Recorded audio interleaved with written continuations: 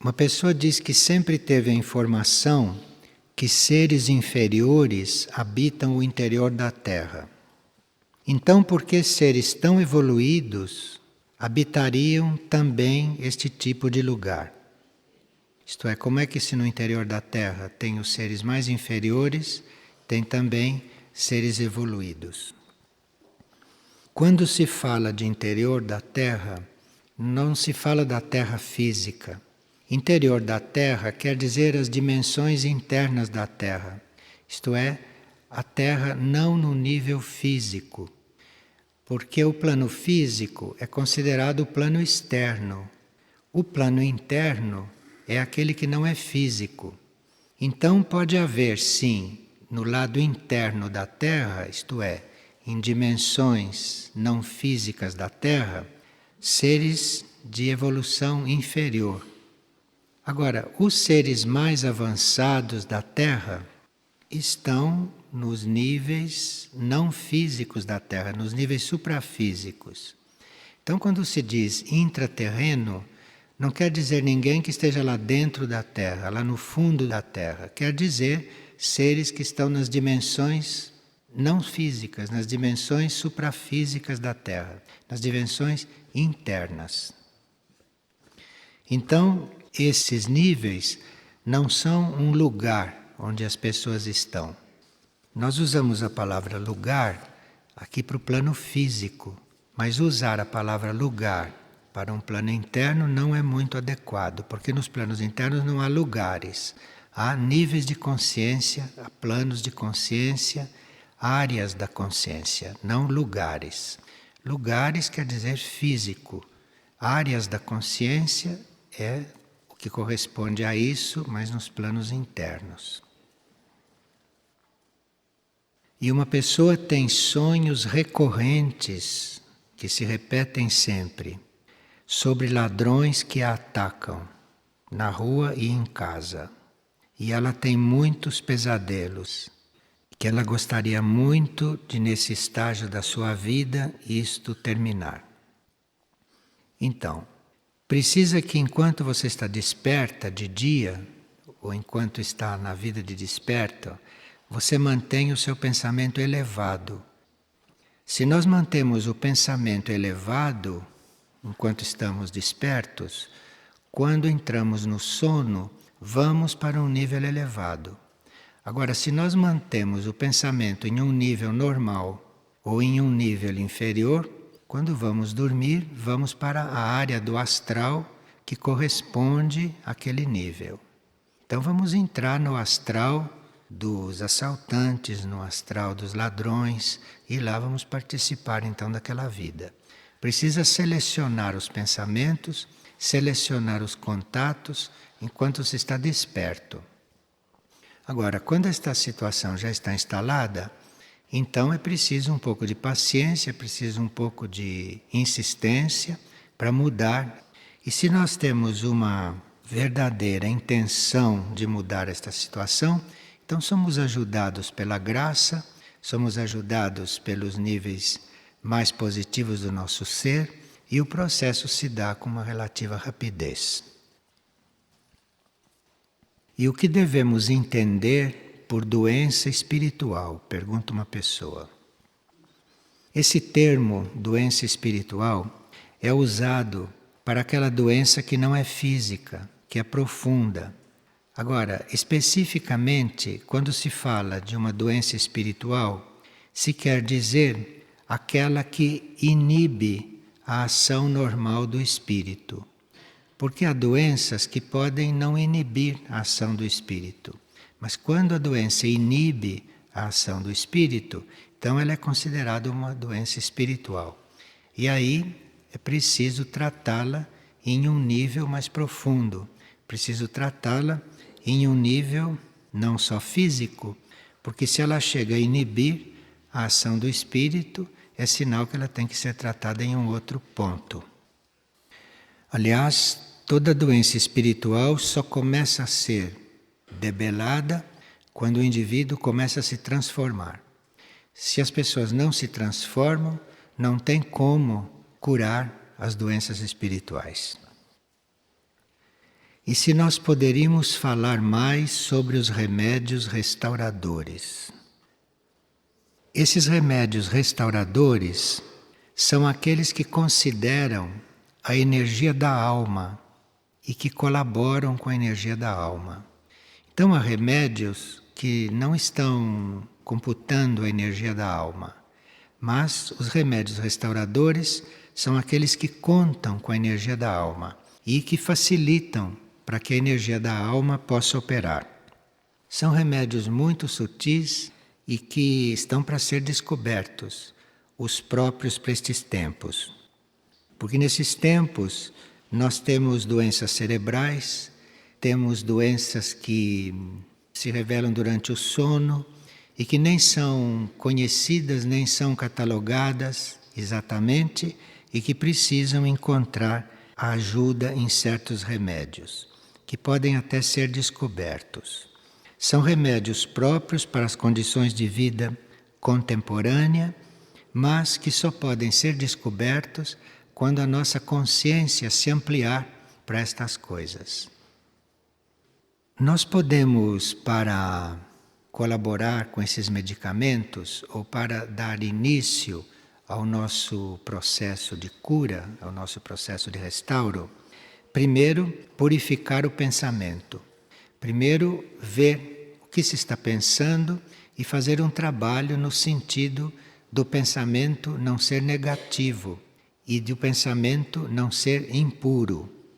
Agora, fazendo este trabalho, nós podemos observar quais são para nós as nossas 3 qualidades mais inferiores ou mais negativas. Em vez de estar pensando no assunto como um todo, procura fazer um exame de consciência e ver quais são as 3 mais negativas qualidades que nós temos. E essas 3 que são para nós as mais significativas, nós começamos a ter uma aspiração muito profunda, muito forte de transformá-las ou de dissolvê-las. Isto pode ajudar muito. Em vez de se ter a nossa reforma, a nossa mudança, a nossa transformação como um todo, há pessoas mais mentais, com raios mais ímpares na mente e que têm necessidade de um trabalho mais específico. Então, depois de observar bastante o pensamento, detectar quais são as 3 piores qualidades que ele reconhece em si próprio. Entregar estas 3. Aí ter uma aspiração de mudar estas 3 qualidades. Cuidar destas 3. Porque aí isto vai sendo abalado e isto vai abalando então o conjunto das nossas características. Porque nós começamos com aquelas que são mais simples, isto não abala tanto. Mas se você começar pelas 3 mais significativas, se elas forem sendo resolvidas, isto vai abalando positivamente muito o conjunto. Percebe porque é importante pegar as 3 piores e entregar, começar a aspirar, começar a desejar transformar aquilo. Porque como são muito significativas, qualquer trabalho que haja sobre elas vai abalar positivamente todo o conjunto. Então isto é uma técnica para se andar mais depressa, para aqueles que têm realmente uma decisão de se purificar e de se transformar. E uma pessoa, quando entrou na oca para fazer vigília, sentiu perfumes suaves, como se ali dentro se estivessem queimando óleos aromáticos ou incenso. E não havia nada lá dentro sendo queimado. Então, há certas energias que se fazem presentes através dos aromas, através dos perfumes. Quando elas estão presentes, elas produzem um estado de harmonia que aqui se materializa como um aroma, como um perfume. E isto é bastante significativo, porque muitas vezes, se nós sentimos o mesmo perfume, é porque é a mesma energia que está presente. Como se cada energia, cada nuance da energia, fosse simbolizada ou se fizesse presente através de um aroma. Então, através de um aroma e de um perfume que se repete, nós podemos saber que é a mesma energia que está ali nos ajudando. E uma pessoa pergunta se é bom ou se não é bom ter visões, porque ele vê muitas coisas desde criança. Bem, se uma pessoa tem visões desde criança, é porque ela abriu o seu plexo solar numa vida anterior. Então, se nós abrimos o plexo solar através de emoções muito violentas ou através de sensações muito cultivadas ou através de mantermos a nossa energia aqui nesta zona emocional, então isto pode marcar o plexo solar. E esse plexo solar, quando está assim afetado por grandes emoções ou por hábito de se estar demorando muito no nível emocional, então isto pode sim provocar visões. Mas essas visões não são espirituais e nem evolutivas. São visões de um certo núcleo do nosso ser que se abre e nos mostra tudo aquilo que está nas outras dimensões ou nos outros planos. E nós, através do plexo solar, através desse nível, nós não podemos saber o que estamos vendo. Então a visão emotiva, esta visão emocional, esta visão do plexo solar, é uma visão que pode ser considerada enganosa, porque ela não chega a nos instruir além de um certo ponto. A visão do plexo solar mostra a contraparte daquilo que se passa aqui, no plano físico. Para nós termos uma visão realmente instrutiva ou simbólica, não é com o plexo solar que a gente vê. Então não é com esta visão astral, mas seria com uma visão mais mental ou com uma visão mais espiritual.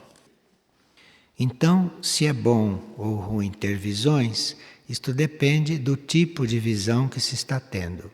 Esta visão das cartomantes ou esta visão das bolas de cristal é melhor não ter, porque isto é um engano, é uma reprodução daquilo que se passa nos níveis inferiores.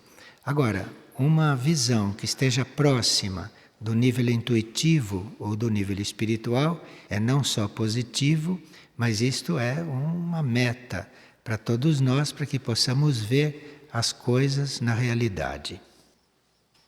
Em geral, quando nós ficamos muito coligados ou muito impressionados com o plano físico, com os fatos externos, quando ficamos muito presos aos fatos externos, nós vamos movendo estas coisas.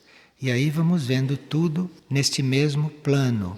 E aí se pode ter sonhos ou se pode ter visões que reproduzem esses fatos externos. Mas como valor, não é muito diferente do valor externo, não é muito diferente do valor físico das coisas.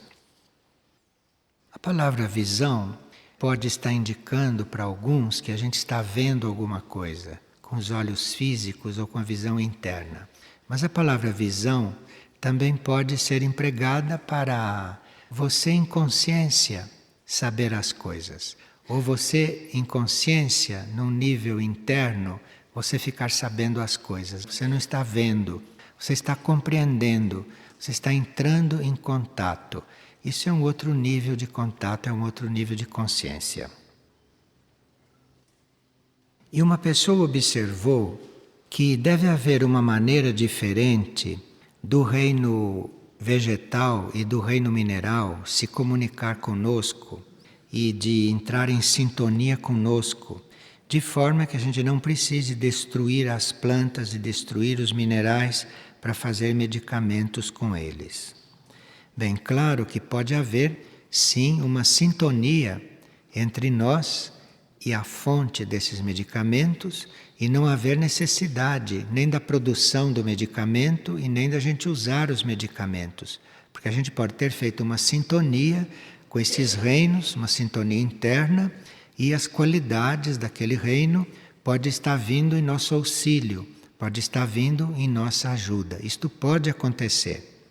Mas, quando nós chegamos a fazer os medicamentos, isto quer dizer que nós ainda não estamos no ponto evolutivo de nos comunicarmos com aqueles reinos, de forma que eles possam nos ajudar, que possa haver uma interação e uma mútua ajuda. Enquanto isto não acontece, então se usa os medicamentos e se faz os medicamentos. No caso, cada vez mais sutis, para serem mais profundos. Agora, quando nós vamos usar uma planta, ou quando vamos usar um mineral para fazer um medicamento, nisso está subentendido que estes reinos estão a serviço do reino humano aqui na Terra. Então, quando nós vamos usar uma planta, quando nós vamos usar um vegetal, sabemos que aquele reino está a serviço aqui na Terra. Que ele está aqui na Terra também para isso, também para ajudar o reino humano. O reino humano usar um vegetal, usar um mineral, isto é uma oportunidade de serviço para esses reinos. Então, o serviço está implícito nesses contatos. O que precisa é que nós não abusemos desses reinos. E que a gente retire desses reinos só o que é estritamente necessário. Então, aí, o serviço está cumprido e o plano está sendo desenvolvido. É claro que se nós precisamos de 2, 3 folhas de alface e colhemos 30, nós estamos abusando. Nós estamos não sendo corretos, não? E assim por diante. Mas, se nós estamos dentro dos limites que a necessidade indica, isto entra no serviço que estes reinos devem prestar ao reino humano. E o que o reino humano dá em troca, que o reino humano dá em colaboração, é uma gratidão. É uma gratidão e uma forma de tratar estes reinos que os ajude a evoluir, a caminhar na evolução. E a gratidão por esses reinos, a gratidão pela existência desses reinos, é uma das formas que nós podemos equilibrar esta ajuda que eles nos dão. Uma pessoa sonhou com 7 seres que eram ela mesma. E ela está perguntando se a mônada, o nosso ser, se divide em 7. Não, a mônada não se divide em 7. Nós somos 7 mônadas. Por isso é que ela sonhou com 7 seres que eram ela mesma. Então, são 7 seres, ou melhor, são 7 mônadas. As mônadas são uma parte nossa. Nós somos o regente, somos o avatar, que inclui estas 7 mônadas. Então, a nossa consciência vai se ampliando e nós vamos nos sentindo cada vez mais ampliados, cada vez mais próximos desse infinito que todos nós somos. Então, nós dizemos, nós somos uma alma, nós somos uma mônada, porque estamos ainda na compreensão bem individual da coisa, individual do ponto de vista mental, individual do ponto de vista da personalidade. Mas nós hoje temos a consciência de ser uma mônada. Então, nós como indivíduo, hoje, somos uma mônada.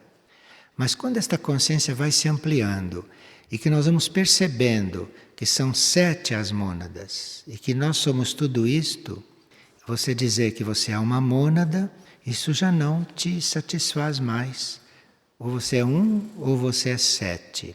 Então isso foi uma expansão de consciência que leva você a compreender a sua evolução em um nível mais acima. Aí você já está com a consciência aberta para compreender o regente, para compreender um núcleo mais profundo. Então, enquanto você está no nível humano, você diz, eu sou uma alma, eu sou uma mônada. Mas quando você vai desenvolvendo, quando você vai se identificando com a mônada, você vai vendo que você é o regente, você é um núcleo mais profundo e vai vendo as outras mônadas como irmãs, como partes suas. Mas para ver 7 partes assim tão importantes em você, precisa que você já esteja antevendo o regente, precisa que você já esteja considerando o regente. Isso são níveis de consciência, são ampliações da nossa consciência.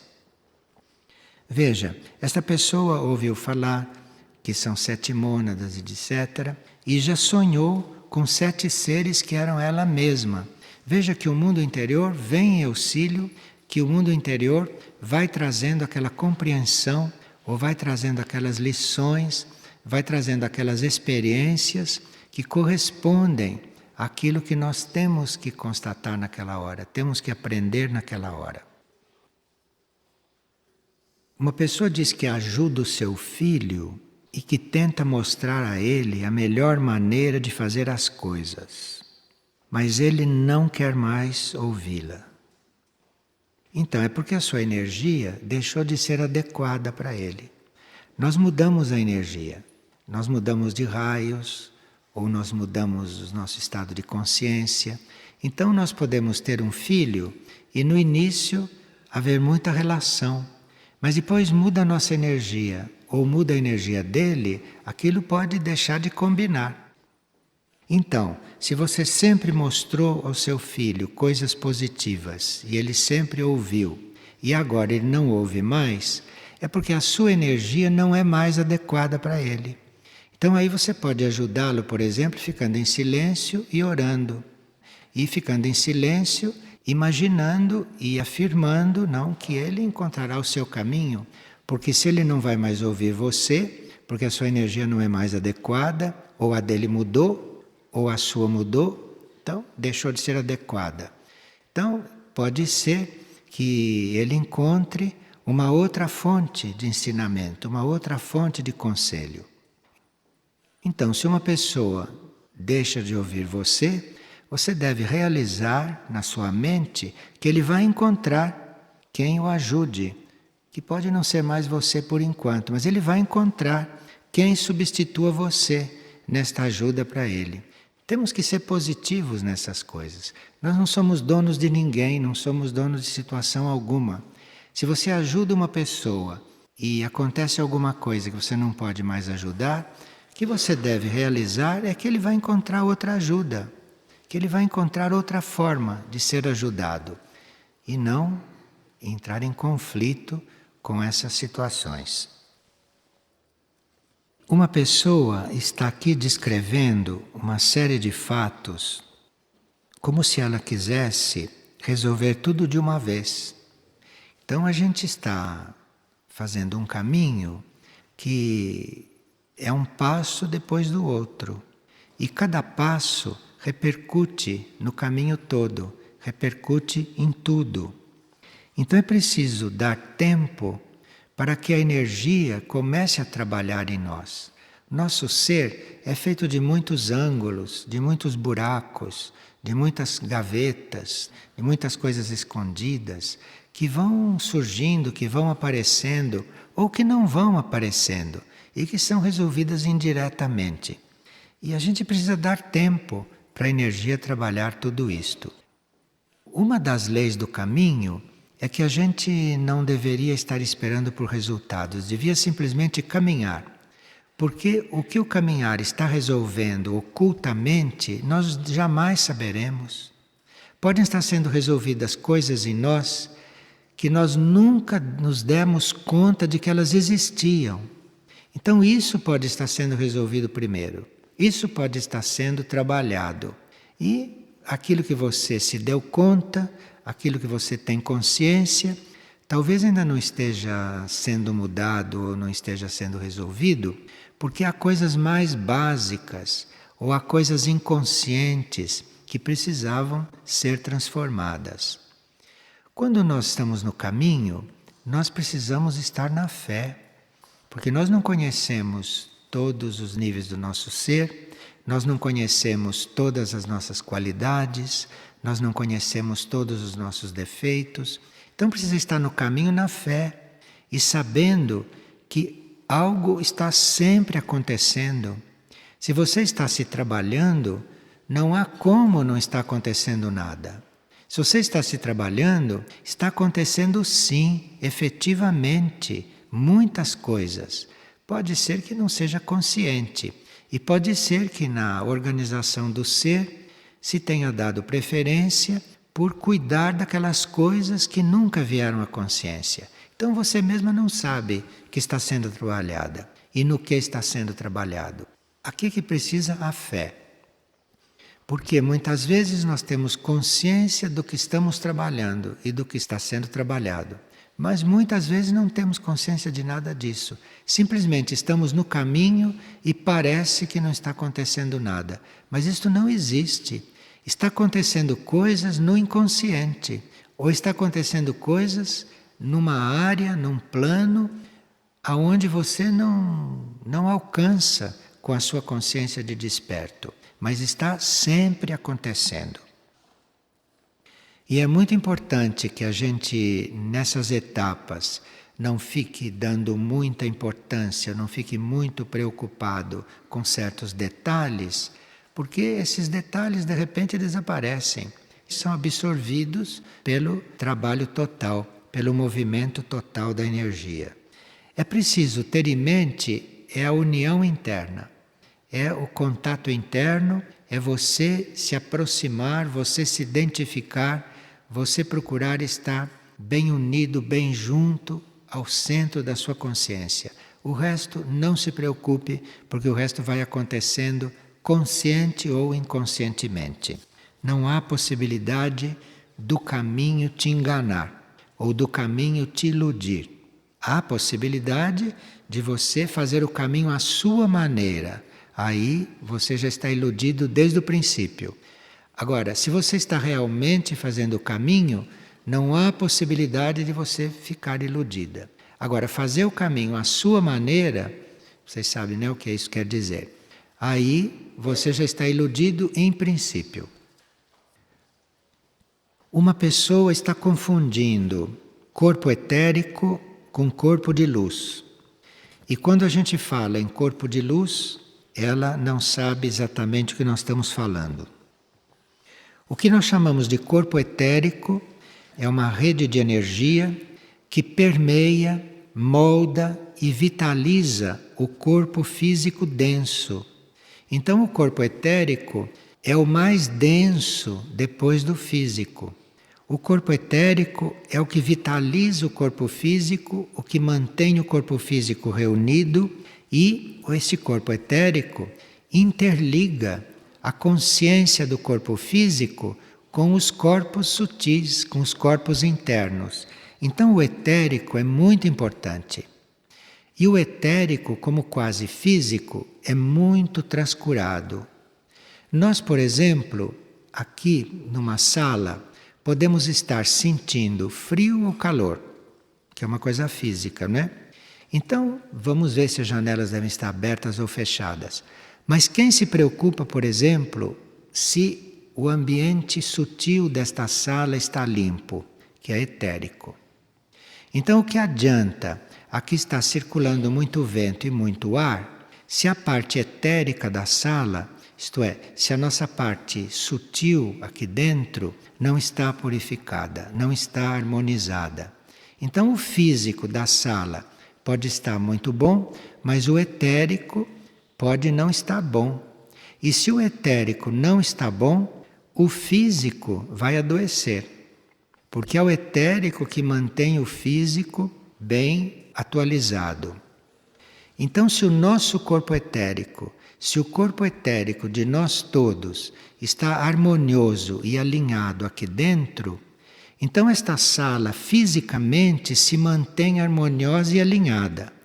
Mas se os nossos corpos etéricos não estão em ordem, os físicos estão bem vestidos, bem arrumados, bem penteados, mas o etérico não está em ordem, esta sala não consegue nunca um equilíbrio durável. Esta sala pode estar limpa, mas está suja, num certo sentido, porque no etérico ela não está harmonizada como no físico. Este etérico, este corpo etérico, que é quase físico, quem o vê até confunde com o corpo físico. E este etérico, é o que transmite para o corpo físico as correntes vitais, as correntes de energia. O físico não pode receber a energia diretamente, ele se desintegraria. Precisa do etérico para receber esta energia e filtrá-la e passá-la para o físico. Então, nós chamamos de etérico físico o mesmo corpo, porque é inconcebível um corpo físico sem esta rede etérica. Sem a rede etérica, este físico se descomporia. Então, é um corpo muito importante. O corpo de luz já é um corpo que nós temos, mas não no nível físico.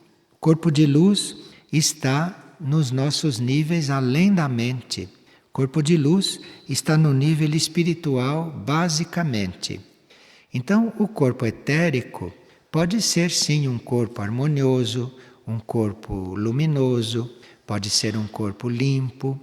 Agora, a luz nós vamos encontrar é no corpo de luz, é no nível espiritual. Esse corpo de luz, no nível espiritual, ele vai sendo formado à medida que o relacionamento entre nós e a nossa alma, entre a alma e a mônada, vai se estabelecendo. Aí vai formando este corpo de luz. Ao passo que o corpo etérico, todos têm. Os animais, todos os seres humanos, todos têm corpo etérico. Porque senão não poderia estar junto, não poderia estar concentrado o corpo físico, não poderia estar armado o corpo físico, se não fosse este etérico. Então, corpo etérico todos têm. Agora, corpo de luz, os animais não têm. E os seres humanos o têm em embrião, em formação e em desenvolvimento. Quando este corpo de luz, nos níveis além da mente, começa a se formar e começa a se desenvolver, então nós temos o nível espiritual como o nosso nível de vida. Porque é o corpo de luz que vive nesse nível espiritual, que serve e que tem a sua ação lá no nível espiritual. Esta mesma pessoa diz que nos seus sonhos ela sempre se vê dentro de um ônibus. E por que este veículo foi escolhido? Então, enquanto um automóvel, uma bicicleta, uma motocicleta, enquanto menor o veículo, mais individual é a situação da pessoa. Então, uma pessoa muito individualista, ela tende a sonhar que está numa bicicleta, que é um veículo onde ela pode estar sozinha. Mas se uma pessoa sonha com um automóvel, aí já é um pouco menos individualista. Um automóvel já leva outras pessoas. Um automóvel já é uma personalidade mais formada, uma personalidade mais ampla. Agora, um ônibus representa um veículo grupal. É como se esta pessoa estivesse numa fase de formar um seu corpo grupal. Então ela pergunta, por que eu sempre me sonho dentro de um ônibus, como se fosse uma situação inferior? Não, não. É uma situação mais avançada do que você estivesse numa Mercedes-Benz, por exemplo. Entendeu? Porque numa Mercedes-Benz você leva 1, 2, 3 pessoas. Um ônibus é um grupo. Um ônibus são 30, 40, são dezenas. Então é uma situação mais avançada. Então por isso que você sonha sempre que está no ônibus. Porque deve estar sendo formada em você uma consciência grupal.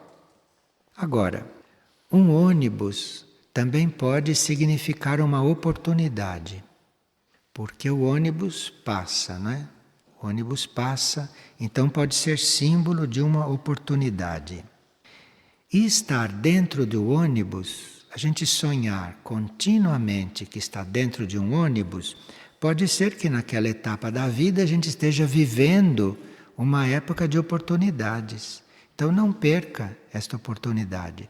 Então o ônibus tanto pode ser um veículo grupal, a formação de um corpo grupal, a formação de uma consciência grupal, como pode estar querendo dizer, vivendo uma oportunidade. Isto me fez lembrar um fato com ônibus que se deu uma vez. Uma vez eu estava na varanda de uma casa que tinha um jardim e que dava para a rua. E eu estava na varanda desta casa conversando com uma pessoa. E essa pessoa estava me dando uma série de avisos a respeito de coisas que eu devia ouvir bem. E quando nós nos demos conta e olhamos, havia um ônibus parado na porta do jardim. E a pessoa observou, olha, nesta rua não passa ônibus e nunca um ônibus estacionou aí. Então aquele ônibus foi estacionar na porta exatamente quando eu estava sendo avisado de algumas coisas. Quer dizer, olha, é a oportunidade que está aí. Se esse ônibus parte, passou a oportunidade. Então, para mim, individualmente, um ônibus é muito símbolo de uma oportunidade. E se existe vida humana em outros planetas? Sim, sim, pode existir vida humana em outros planetas, mas não obrigatoriamente em corpo físico, em plano físico. A humanidade existe em todo o universo. A humanidade não é uma coisa típica da Terra. A humanidade existe em todo o universo, de diferentes formas, em diferentes níveis evolutivos. Então, há certos planetas do Sistema Solar e outros que pode sim ter humanidade, só que não é em plano físico. Quanto mais avançada é a humanidade, mais invisível para nós.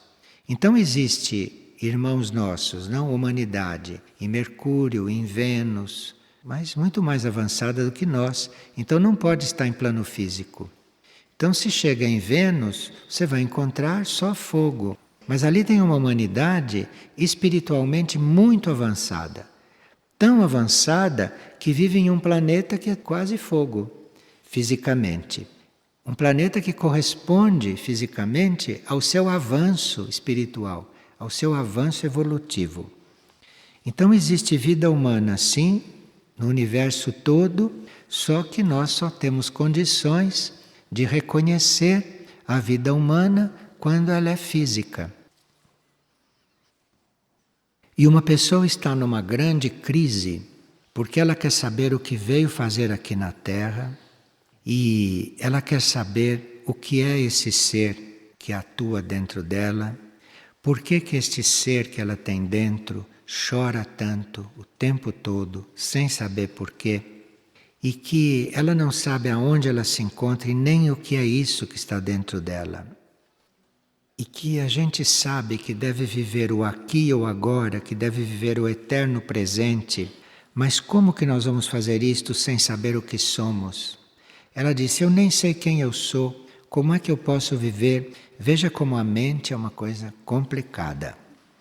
E quando a pessoa recentemente ingressou nesse mundo mental e começou um trabalho mental, a pessoa mesmo fica às voltas com todas essas perguntas, fica às voltas com todas estas coisas. Um dos trabalhos mais importantes que a gente faz quando entra no caminho é o trabalho que esta pessoa está precisando. É de perguntar, que sou eu? Então não é só você que está nessa situação, chorando porque não sabe quem é. Isto é a situação de muitos, da maioria. Só que eles não se ocupam disto e nunca vão saber o que são. Mas esta pergunta, que sou eu? Esta pergunta, eu não estou dizendo quem sou eu, porque não é uma personalidade que está lá dentro, então não pode ser quem.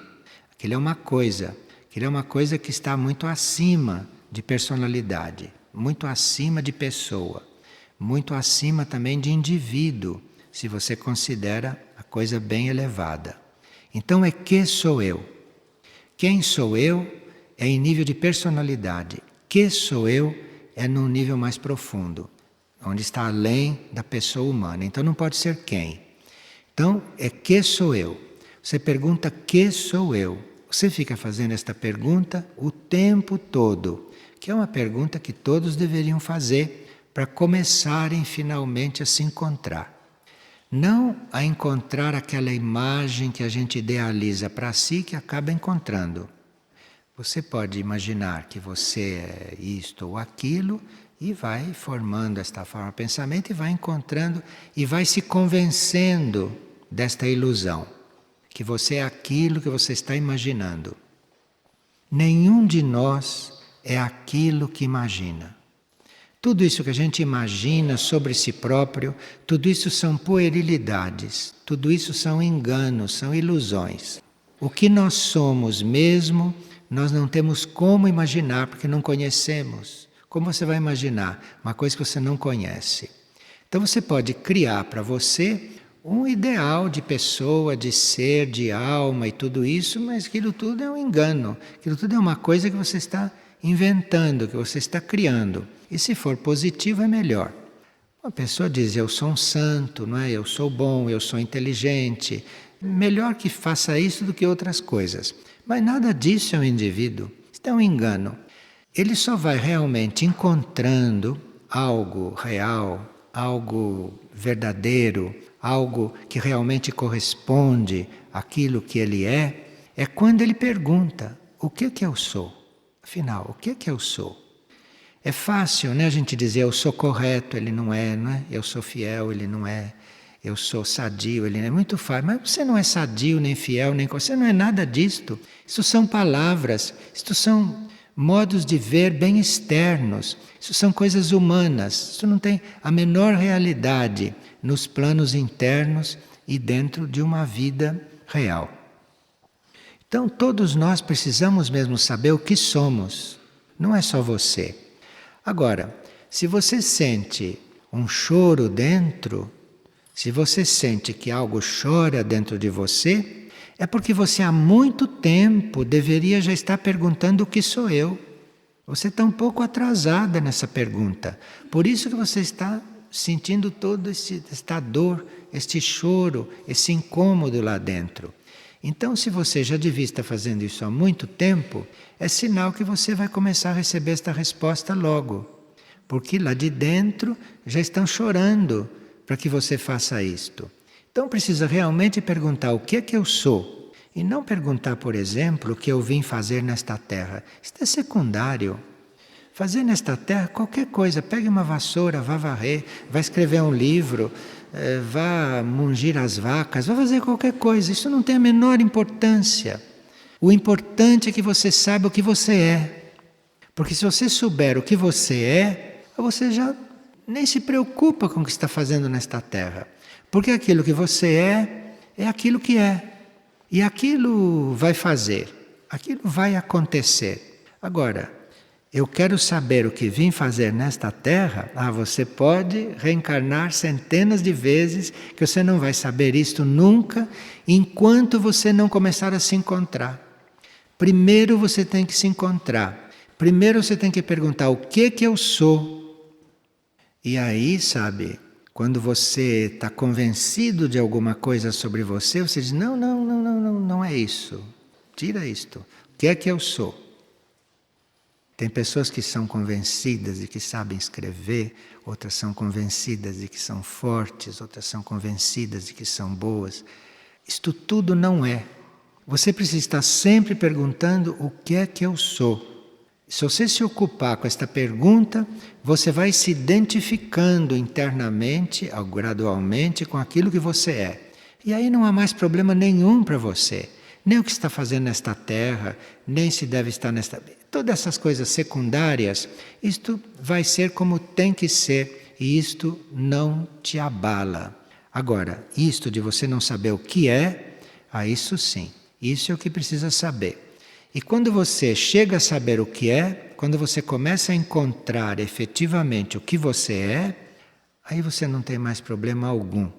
Porque aquilo que você é, sabe o que faz, onde está, sabe tudo o que tem que saber. Então você tem que saber o que você é. E para isso você tem que eliminar todas as suas ideias sobre você. Que você é ruim, que você é boa, que você é estúpida, que você é inteligente. Você tem que eliminar isso tudo. Você não tem que pensar nada de você. Você tem que querer saber o que você é, que é para se iludir menos ou parar de se iludir tanto. Eu estou falando de uma forma muito grosseira E talvez esta pessoa precise de uma linguagem mais delicada, e mais poética e mais simples. Então ela pode ler Luz no Caminho, que é um livro que ajuda muito a gente ir na direção do que é. Luz no Caminho. E depois de ler a Luz no Caminho, se ela se integrar bem na energia daquele livro, ela pode ir buscar A Voz do Silêncio. É um outro livrinho pequenininho. A Voz do Silêncio. Então, Luz no Caminho e A Voz do Silêncio podem te ajudar a ficar vendo um pouco a direção que a gente tem que tomar. Vê, são poucas as pessoas que se preocupam com estas coisas. Alguns não se preocupam porque estão muito ocupados com coisas que não existem, né? Mas estão ocupados. Se ocupam a vida inteira com coisas que não têm o menor sentido. Agora, outros também não estão preocupados porque internamente já tem uma resposta. É que ela ainda não chegou bem no consciente, mas a gente sabe que lá dentro está tudo bem, que lá dentro está tudo em ordem. E quando a gente tem esta impressão que lá dentro as coisas estão bem, a gente não precisa saber muito. Então, ou a gente não faz essas perguntas quando é inconsciente total, quando não está vendo nada, ou então não faz essas perguntas quando começa a sentir que as coisas estão bem. Então, se as coisas estão bem, não vem nem força para fazer certas perguntas. Porque a gente, no fundo, sabe que vai saber o que é, no fundo, sabe para que está aqui. Mesmo sem saber racionalmente, no fundo se sabe. Então, precisa que realmente a gente esteja perguntando isso. O que é que eu sou? E não ficar afirmando coisas sobre si próprio que não são. A humanidade está tão longe desta realidade que uma pessoa tem a coragem de dizer eu sou filho de fulano, ou eu sou pai de, não é? A gente não fala isso? Eu sou amigo de fulano. Quem é você? Eu sou José. A gente chega a este ponto. Eu sou brasileiro. Essas coisas, isto tudo mostra o quanto nós estamos longe da realidade e com que nível de coisa a gente se identifica. Então, perguntar realmente o que sou eu é algo que tem uma força enorme, uma energia real, criativa, que tem uma energia espiritual muito grande. O que sou eu? Se a gente pergunta isto realmente querendo saber o que é mesmo, isto começa a mudar muito as coisas. Isto muda mais do que atos aqui fora. Aliás, atos aqui fora podem mudar relativamente as coisas. Mas quando você pergunta que sou eu e aquilo começa a emergir, não tem o que resista à transformação aqui fora. Então, é esta a pergunta: que sou eu?